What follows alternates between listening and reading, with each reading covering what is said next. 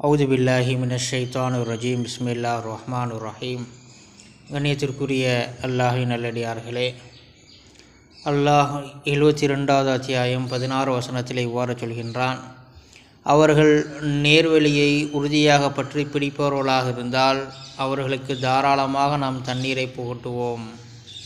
இந்த வசனத்திற்கு அப்துல் அஜீஸ் இப்னு பாஸ் ரஹ்மத்துல்லாஹி அலைஹி அவர்கள் விளக்கம் கூறுவதாவது: மக்கள் ஹலால் ஹராமை பேணி நடந்தால் அல்லாஹ் அவர்களுக்கு தண்ணீர் என்னும் அருட்கொடையை தாராளமாக வழங்குவான்.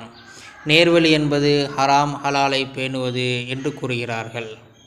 இன்னொரு வசனத்தில் அல்லாஹ் சொல்கிறான், 42வது அத்தியாயம் 30வது வசனம்: ஏதேனும் ஒரு துன்பம் ஏற்பட்டால் அது மக்கள் தங்கள் கைகளால் செய்த பாவங்களின் விளைவுதான். இருந்தாலும் பெரும்பாலான பாவங்களை நாம் மன்னித்து விடுகிறோம் என்று கூறுகிறான். ஆக உலகத்திலே மனிதர்கள்